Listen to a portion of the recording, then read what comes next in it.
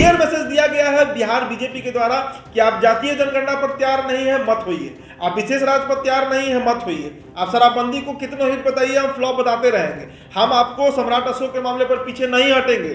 BJP साफ message दे रही है कि अब हमारा चेहरा आ गया है।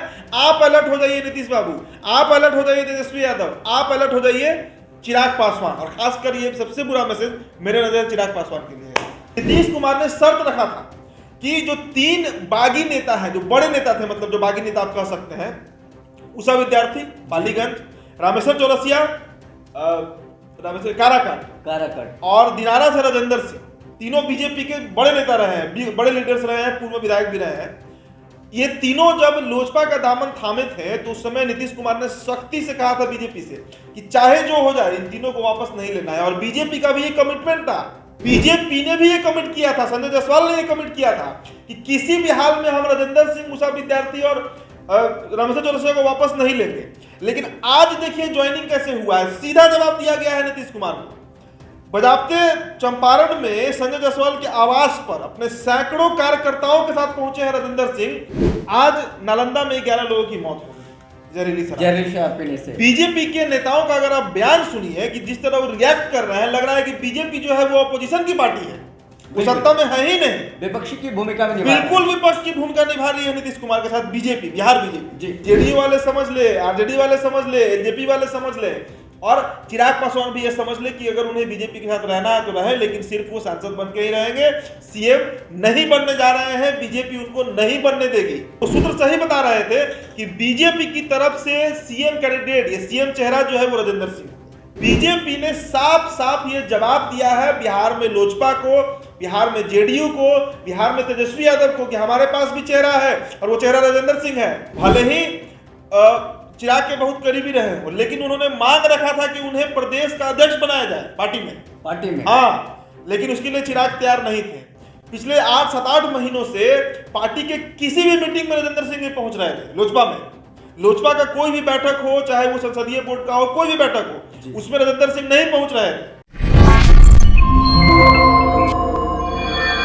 नमस्कार, आदाब, सत श्री अकाल। मेरा नाम है विशाल। बिहार में बदलती राजनीति का एक और नजरिया ये है कि बिहार में लगातार राजनीतिक उठापटक हो रहे हैं। कभी जेडीयू की तरफ से तल्ख टिप्पणी की जाती है तो कभी बीजेपी की तरफ से तल्ख टिप्पणी की जाती है, तो कभी जितन राम मांझी खुद बीच में कूद पड़ते हैं इन तमाम चीज़ों को लेकर के। लेकिन आज जो सबसे बड़ा सियासी घटनाक्रम बिहार की राजनीति में हुआ है ये कि कभी बीजेपी के रहे कद्दावर नेता, कभी चिराग पासवान के पार्टी के रहे कद्दावर नेता राजेंद्र सिंह को आज फिर से बीजेपी ने अपना लिया है, यूं कहें बीजेपी में शामिल करा लिया गया है।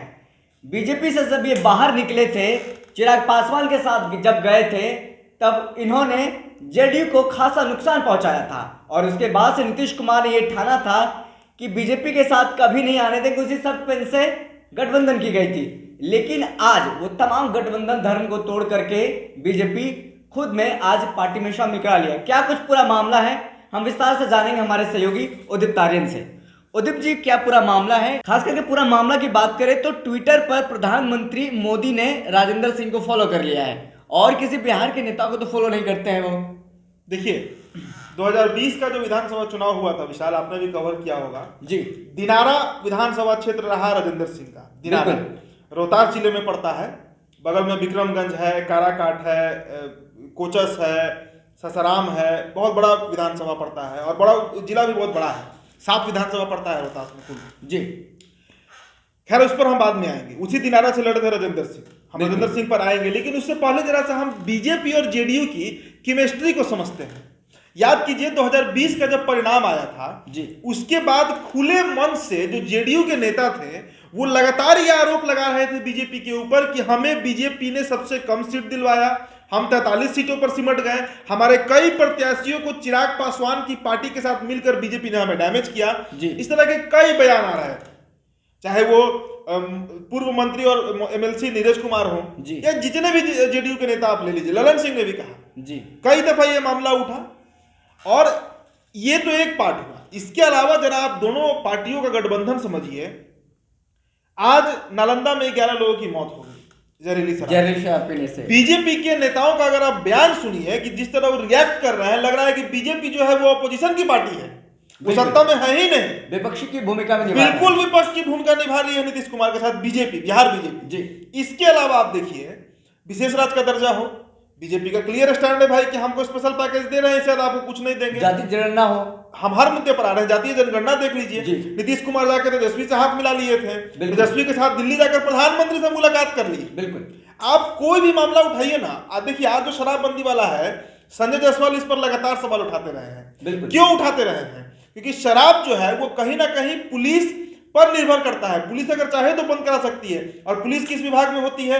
गृह विभाग। गृह विभाग के मुखिया कौन है? नीतीश कुमार। तो सीधा टारगेट नीतीश कुमार के ऊपर है। बिल्कुल, समझिए ये कभी जी। तो साल भर से बीजेपी और जेडीयू में यही खेल चल रहा है।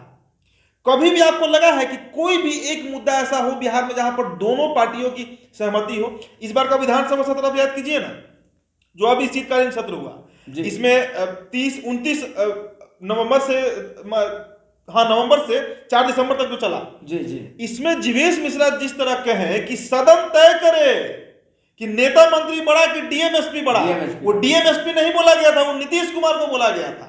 समझिए इस बात। बिल्कुल। तो ये सब प्रकरण जो बिहार में हुआ, इससे मैसेज बहुत साफ है। और देखिए कहीं ना कहीं बीजेपी जो है एक मुद्दे पर बैकफुट पर आती है। वो मुद्दा क्या होता है? वो मुद्दा यही होता है कि भाई आपके पास तो कोई सीएम चेहरा नहीं है, आपके पास कोई सीएम चेहरा नहीं है। और सिर्फ जेडीयू ये बात नहीं कहती है, सिर्फ तेजस्वी ये बात नहीं कहते हैं, लोजपा कहती है ये बात। हमारे स्टूडियो में, हमारे ऑफिस में कई बार लोजपा रामविलास के पासवान के जो प्रवक्ता है, वो लोग आकर कहते हैं कि बीजेपी के पास नेतृत्व की कमी है, बीजेपी के पास जन समर्थन भले है लेकिन नेतृत्व हमारे पास है। तो अब हम आते हैं राजेंद्र सिंह पर। राजेंद्र सिंह के बारे में पहले आप जान लीजिए। राजेंद्र सिंह जो है वो खाटी बाबू साहब है, राजपूत है जाति से। बिल्कुल। दिनारा जो क्षेत्र है रोहतास का, दिनारा से लेकर आप विक्रमगंज या आगे नासरीगंज की तरफ बढ़िएगा, क्योंकि मेरा वो ननिहाल का क्षेत्र है, मैं अच्छे से जानता हूं उस पूरे इलाके को जी। वो राजपूतों का क्षेत्र है। और जय कुमार सिंह को हराए नहीं, लेकिन उनको जीतने नहीं दिए, तीसरे नंबर पर भेज दिए। तीसरे नंबर पर भेज दिए। विजय मंडल जीत गए वहां से आरजेडी के जो हैं जी। जय कुमार सिंह कौन व्यक्ति है? जय कुमार सिंह 2 बार वहां से विधायक रहे, पूर्व मंत्री रहे, उद्योग मंत्री रहे, साइंस मिनिस्टर रहे। बिल्कुल। और कहा जाता है कि उस क्षेत्र में, चूंकि हमारा भी वो क्षेत्र से जुड़ा लगाव है, लगाव क्या, मेरा बहुत आना जाना रहा है उस क्षेत्र में, मैं जानता हूं कि जय कुमार सिंह पैसा उड़ेल देते हैं चुनाव में, और इसके बावजूद उनको तीसरे नंबर पर भेज दिए राजेंद्र सिंह। तो डैमेज किसका हुआ? जेडीयू का। तो सीधा सीधा समझिए कि जो दावा है, बार बार जेडीयू वाले कहते हैं, जो जनता दल यूनाइटेड के नेता हैं, चाहे नीतीश कुमार ही है, कि उनके पास चेहरा कहाँ है? तो चेहरा यही है। देखिए इनका ज्वाइनिंग कैसे कराया गया, पहले समझिए उस चीज को। नीतीश कुमार ने ये शर्त रखा था बीजेपी के सामने, अगर आप लोग को याद होगा तो कितनी खबर इस पर चली थी, खुद मैंने भी वो खबर किया था कि नीतीश कुमार ने शर्त रखा था कि जो 3 बागी नेता हैं, जो बड़े नेता थे, मतलब जो बागी नेता आप कह सकते हैं, उषा विद्यार्थी बालीगंज, रामेश्वर चौरसिया काराकाट और दिनारा से राजेंद्र सिंह, तीनों बीजेपी के बड़े नेता रहे हैं, बड़े लीडर्स रहे हैं, पूर्व विधायक भी रहे हैं। ये तीनों जब लोजपा का दामन थामे थे तो उस समय नीतीश कुमार ने सख्ती से कहा था बीजेपी से कि चाहे जो हो जाए इन तीनों को वापस नहीं लेना है। और बीजेपी का भी ये कमिटमेंट था, बीजेपी ने भी ये कमिट किया था, संजय जायसवाल ने ये कमिट किया था कि किसी भी हाल में हम राजेंद्र सिंह, उषा विद्यार्थी और रामेश्वर चौरसिया को वापस नहीं लेंगे। लेकिन आज देखिए ज्वाइनिंग कैसे हुआ है, सीधा जवाब दिया गया है नीतीश कुमार को। बजाबते चंपारण में संजय जायसवाल के आवास पर अपने सैकड़ों कार्यकर्ताओं के साथ पहुंचे हैं राजेंद्र सिंह, और वहां पे कई मंत्री भी मौजूद रहे थे। मैं भी नाम तो मुझे याद नहीं आ रहा है, करीब बिहार सरकार के प्रमोद कुमार थे जी, गन्ना विधि मंत्री, हाँ विधि मंत्री, ये भी थे वहां पर। चंपारण के सभी बड़े से लेकर छोटे लीडर वहां मौजूद थे, और भव्य स्वागत किया गया राजेंद्र सिंह का, और तब उनको ज्वाइन कराया गया। दूसरा बात, ये तो हम लोग इनके ज्वाइनिंग की बात कर लिए। आप बताइए, अच्छा इसके पहले एक और प्रकरण आपको याद दिला देते हैं। 2015 में जब महागठबंधन वर्सेस एनडीए चल रहा था, उस समय एनडीए में लोजपा और बीजेपी साथ में थी, बिल्कुल, और महागठबंधन में नीतीश कुमार और लालू प्रसाद यादव साथ में थे। उस समय हालांकि बहुत बुरी तरह बीजेपी हारी थी, 58 सीट ही नहीं आया था, 58 या 57 सीट के आसपास था बीजेपी को। लेकिन समझिए इस बात को कि उस समय अंदर ही अंदर एक खबर चल रही थी, लगभग सभी न्यूज चैनल से लेकर अखबार, सभी जगह ये बात छपी भी थी, लोग एंकर कैमरा पर कह रहे थे और सूत्र बता रहे थे, और वो सूत्र सही बता रहे थे कि बीजेपी की तरफ से सीएम कैंडिडेट, ये सीएम चेहरा जो है वो राजेंद्र सिंह होंगे बीजेपी की तरफ से। हाँ, कारण था उसका कि राजेंद्र सिंह जो है, राजेंद्र प्रसाद सिंह, वो हार्डकोर संघ ही रहे हैं, हार्डकोर उनका संघ से कनेक्शन रहा है। बिल्कुल खाटी बाबू साहब हैं, जमींदार बाबू साहब हैं, समझिए। और बीजेपी सवर्णों की पार्टी कहलाती है तो है। यूपी देख लीजिए, कोई भी राज्य देख लीजिए आप, बिल्कुल। झारखंड में गैर आदिवासी मुख्यमंत्री बना दिए इन्होंने।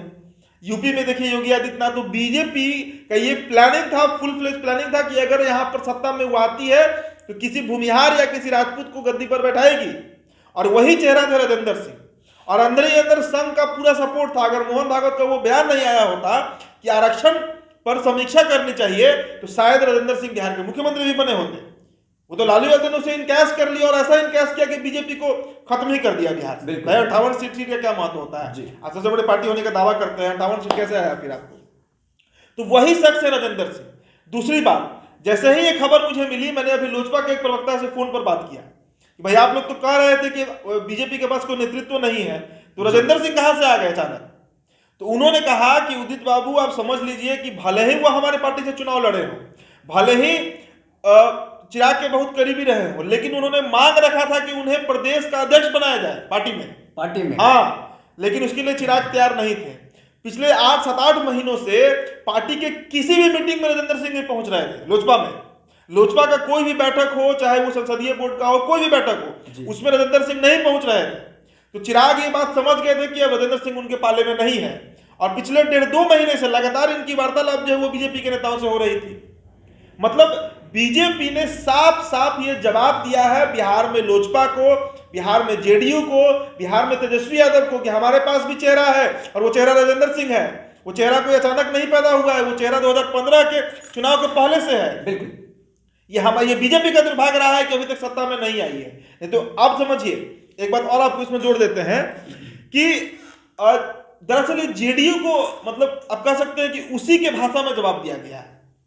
जेडीयू के द्वारा हमेशा, मैं ये बात तीसरी बार कह रहा हूं इस वीडियो में, कि जेडीयू के द्वारा हमेशा तो ये सवाल उठाया जाता है कि कौन बनेगा चेहरा, कौन बनेगा चेहरा। और इधर आप ऑब्जर्व कर रहे होंगे कि पिछले 2-3 महीने से तानातनी ज्यादा बढ़ गई है। अभी नया प्रकरण आप लीजिए ना भाई, सम्राट अशोक का, बिल्कुल, दया प्रकाश सिन्हा जी बीजेपी के हैं नहीं, लेकिन उनको बीजेपी वाला बताकर, बीजेपी का बताकर संजय जायसवाल ने तो क्लियर कहा कि दया प्रकाश सिन्हा बीजेपी में कहीं नहीं आते हैं। देखिए, संघ में होना जरूरी नहीं है, संघ का विचारधारा है उनका, लेकिन संघी नहीं है वो, समझिए इस बात को। वो ऑफिशियली आरएसएस या बीजेपी ज्वाइन नहीं किया है, लेकिन उनको लेकर जिस तरह ललन सिंह, जिस तरह उपेंद्र कुशवाहा, तमाम नेता, नीरज कुमार, जितने भी नेता हैं जेडीयू के, सब उन पर बीजेपी, सब उनके नाम लेकर बीजेपी पर हमला कर रहा है। इधर संजय जायसवाल जो है वो राजनीतिक भस्मासुर बता दिए इन लोग को, जेडीयू के नेताओं को।